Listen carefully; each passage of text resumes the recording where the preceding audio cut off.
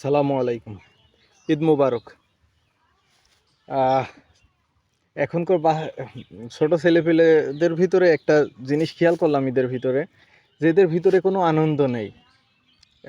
ঈদের ভিতরে যে বাচ্চা কাচ্চাদের ভিতরে যে আনন্দ থাকার কথা, এখনকার এই বাচ্চা কাচ্চাদের ভিতরে সেই আনন্দটা নেই। আমরা যখন ছোট ছিলাম, আমরা ঈদে প্রচুর আনন্দ করতাম। মানে এক প্রকার বাড়ি থেকেও ছাড়া পাইয়ে যেতাম সন্ধ্যার পরে।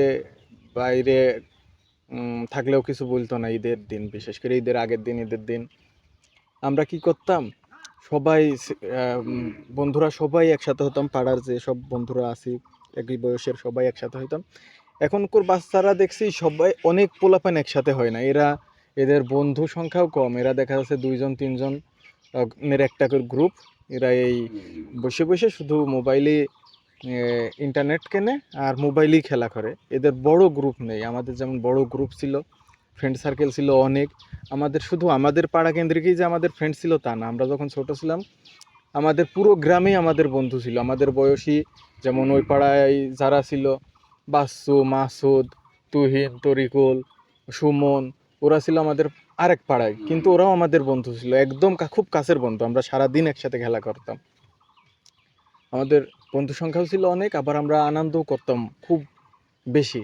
এ আমার মনে আছে যে আমরা যখন ছোট ছিলাম, ঈদের আগে কি করতাম, ঈদের আগের দিন এই যে আমি এখন বাঁশবাগানে বসে আছি, এইরকম বাঁশবাগানের যত বাঁশের পাতা আছে সব কুড়াতাম। কুড়িয়ে বড় একটা স্তূপ করতাম, কইরে মাঠের ভিতরে নিয়ে যেতাম, খালি মাঠে।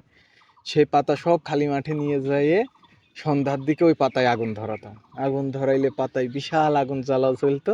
আর আমরা ওই আগুনে চারিদিক ঘুরতাম, দৌড়াতাম, আস্তে চামিচি করতাম। হ্যাঁ, আর ওই আগুনের ভিতর দিয়ে এই পাশ থেকে ওই পাশে লাফ মারতাম।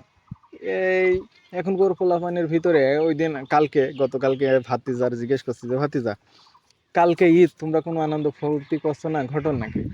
ভাতিজা বলছে, কাকু ভাল লাগে না কোনো কিছু। হ্যাঁ, এদের ভালো লাগে না, কি অসুখ বুঝলাম না। এদের এই বয়সে যদি কোনো কিছু করতে ভালো লাগে না, এটা কেমন কথা বুঝলাম না। হ্যাঁ, এদের এই বয়সে আমরা কি না করেছি। আমরা নিজেরা ফানুস বানাইতাম, রঙিন কাগজ কিনে নিয়ে এসে এই নারিকেলের পাতার ভিতর থেকে খিল বের করে সুন্দর করে গোল করে আমরা নিজেরাই ফানুস বানিয়ে রাত্রে আকাশে কেরোসিন তেল দিয়ে জ্বালিয়ে রাত্রে আকাশে উড়াতাম। তারপরে বিভিন্ন ওই নারিকেল গাছের ছুবড়া, খেজুর গাছের ছুবড়া একসাথে জোগাড় করে রাত্রে আগুন জ্বালিয়ে ওই কয়লাটা কচুর পাতার উপরে, বড় কচুর পাতার উপরে নিয়ে ওই কচুর পাতা আগে আগে এরম ছোট ছোট কানা করে রাখতাম, কচুর পাতার উপরে নিয়ে মুখটা দড়ি দিয়ে বাইন্ধে এমন এমন করে ঘুরাইতাম, আর সুন্দর জোনাকি মতো বের হইতো। আমরা সারা পাড়া ওইটা করে বেড়াতাম, কি মজা করছি। এখনকার পোলাপানের ভিতরে কিচ্ছু নেই এইসব। ওরা কেমন হয়ে গিয়েছে এরা বুঝলাম না। এদের মেন্টালিটিও খুব ছোট হয়ে গিয়েছে। এদের বন্ধু সংখ্যা এক একজনের 2-3টা করে গ্রুপ, এই 2-3 জন মিলেই এরা থাকে। এরা একজন আর এই 2-3 জনের গ্রুপ আর এক গ্রুপের সাথে সেমন একটা মেশে না, কিছু না। বুঝলাম না এই আসলে তথ্য প্রযুক্তির যুগে যত আসলে ডিজিটাল হচ্ছে দুনিয়া, এদের মাইন্ডটাও তত ন্যারো মাইন্ডের হয়ে যাচ্ছে বাচ্চা কাচ্চাগুলা।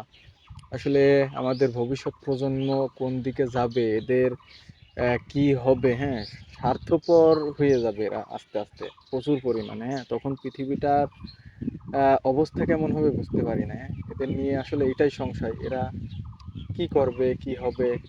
এদের ভালো লাগে না এই বয়সে, এইটা একটা বড় অসুখ সবচাইতে।